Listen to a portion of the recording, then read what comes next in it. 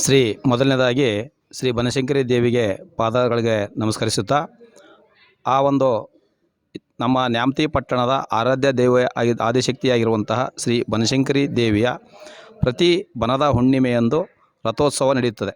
ಅದೇ ರೀತಿಯಾಗಿ ಶ್ರೀ ವೀರಭದ್ರೇಶ್ವರ ಸ್ವಾಮಿಯ ಶರಭಿಗುಗ್ಗಳ ಶ್ರೀ ಆಂಜನೇಯ ಸ್ವಾಮಿಯ ಜಾತ್ರಾ ಮಹೋತ್ಸವ ಸಹ ಒಂದೇ ಇದರಲ್ಲಿ ನಡೀತಕ್ಕಂಥ ಒಂದು ಕಾರ್ಯಕ್ರಮವಾಗಿದೆ. 25/1/2024 ಗುರುವಾರದಂದು ಈ ಎಲ್ಲ ಕಾರ್ಯಕ್ರಮಗಳು ಜರುಗಿರುತ್ತವೆ.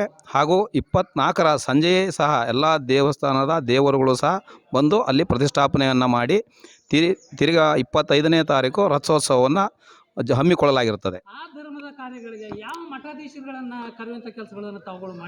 ಆ ಹಿಂದಿನ ಪರಂಪರೆಯಾಗಿ ಶ್ರೀ ಹೊನ್ನಾಳಿ ಜಗದ್ಗುರುಗಳಾದಂಥ ಶ್ರೀ ಹಿಂದಿನ ಲಿಂಗೈಕ್ಯ ಶ್ರೀ ಚಂದ್ರಶೇಖರ ಶಿವಾಚಾರ್ಯ ಕೃಪಾಶೀರ್ವಾದಗಳೊಂದಿಗೆ ಶ್ರೀ ಚನ್ನಮಲ್ಲಿಕಾರ್ಜುನ ಶಿವಾಚಾರ್ಯರನ್ನು ಹಾಗೂ ಈ ಹಿಂದಿನ ಹೊಟ್ಯಾಪುರ ಸ್ವಾಮೀಜಿಗಳನ್ನು ಹಾಗೂ ಲಿಂಗೈಕ್ಯ ಆಗಿರ್ತಕ್ಕಂಥ ವಿಶ್ವೇಶ್ವರ ಸ್ವಾಮೀಜಿಗಳನ್ನು ಸಹ ರಾಮಪುರದ ಸ್ವಾಮೀಜಿಗಳನ್ನು ಸಹ ಈ ಒಂದು ಕಾರ್ಯಕ್ರಮಕ್ಕೆ ಆಹ್ವಾನಿಸ್ತಾ ಬಂದಿದ್ವಿ. ಇದೇ ರೀತಿಯಾಗಿ ಹಿಂದಿನ ಎಲ್ಲ ಗುರುಚರಣಗಳನ್ನು ಸಹ ಕರೆಸಿ ಈ ಒಂದು ಕಾರ್ಯಕ್ರಮವನ್ನು ಹಮ್ಮಿಕೊಳ್ಳಲಾಗಿತ್ತು.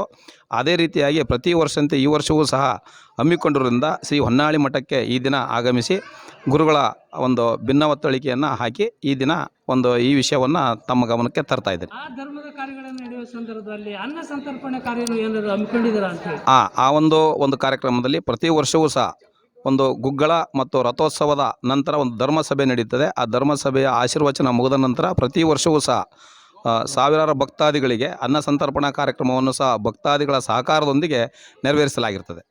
ಆ ದೇವಸ್ಥಾನದ ಅಂದರೆ ಭಕ್ತರಿಗೆ ಬನಶಂಕರಿಯ ದೇವಿಯ ಭಕ್ತರಿಗೆ ಹವಾನವನ್ನು ಈ ಅವಳಿ ತಾಲೂಕಿನ ಜನತೆಗೆ ಕೊಡುವಂಥ ಕೆಲಸ ಎಲ್ಲ ಭಕ್ತಾದಿಗಳು ಸಹ ಆ ಒಂದು ದಿನದ ಕಾರ್ಯಕ್ರಮದಲ್ಲಿ ಭಾಗವಹಿಸಿ ಆ ಒಂದು ದೇವರ ಕೃಪೆ ಎಲ್ಲರಿಗೂ ಸಿಗಲಿ ಅಂತ ಹೇಳಿ ತಮ್ಮಲ್ಲಿ ಮನವಿಯನ್ನು ಮಾಡ್ತಾ ಇದ್ದೇನೆ. ಒಂದು ದಿನ ನಡೆಯುವಂಥ ಬನದ ಹುಣ್ಣಿಮೆಯ ಕಾರ್ಯಕ್ರಮಕ್ಕೆ ಮತ್ತು ರಥೋತ್ಸವದ ಕಾರ್ಯಕ್ರಮಕ್ಕೆ 24ರ ಸಂಜೆ ಹಾಗೂ 25ರ ಬೆಳಗಿನ ಎಲ್ಲ ಕಾರ್ಯಕ್ರಮಗಳಲ್ಲೂ ಸಹ ಸರ್ವ ಭಕ್ತಾದಿಗಳು ಸಹ ಅವಳಿ ತಾಲೂಕಿನ ಭಕ್ತಾದಿಗಳು ಭಾಗವಹಿಸಿ ಮತ್ತು ಸುತ್ತಮುತ್ತಲಿನೆಲ್ಲ ಭಕ್ತವೃಂದದವರಿಗೂ ಸಹ ಈ ಒಂದು ಕಾರ್ಯಕ್ರಮಕ್ಕೆ ಆಹ್ವಾನಿಸುತ್ತಾ ತಮ್ಮಲ್ಲಿ ಮನವಿಯನ್ನು ಮಾಡ್ಕೊಳ್ತಾ ಇದ್ದಾರೆ.